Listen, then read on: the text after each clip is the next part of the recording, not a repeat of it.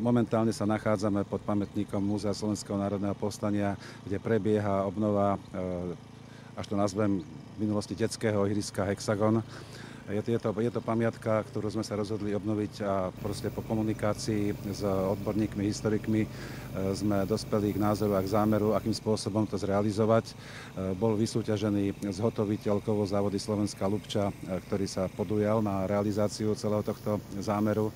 Mesto vyčlenilo finančné prostriedky vo výške 67 200 eur na kompletnú obnovu tohto priestoru. Ja si myslím, že najmä teda tá staršia generácia si to pamätá ako detské ihrisko a ja som veľmi rád, teda, že 1. júna na Medzinárodné deti otvoríme, tak nebudú to vnímať ako detské ihrisko, ale skôr taký, by som povedal, nostalgický návrat staršej generácie a možno také memento aj pre mladú generáciu, že naozaj máme tu niečo, čo nás spája s históriou, čo je súčasťou múzea SNP a dotvorí to celkový tento priestor. Takže veľmi sa z toho teším a verím teda, že 1. júna budeme môcť sledovať zrekonštruované, zrevitalizované dielo detského ihriska Hexagon.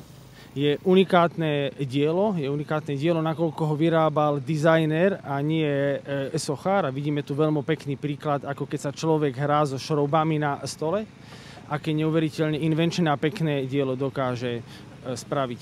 Dielo bolo poškodené hlavne vandalmi.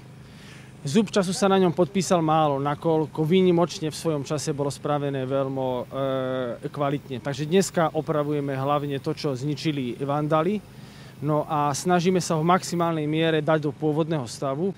Aj pri výrobe prefabrikátov, ktoré zmizli stadeto, sme sa snažili v rámci technologických skúšok maximálne priblížiť technológii a štruktúre pôvodných povrchov, aby vlastne keď sem návštevník príde, alebo už to dieťa, ktoré sa tu bude chcieť hrať, aby si v maximálnej miere mohlo užiť vlastne tvorivú invenciu autora diela.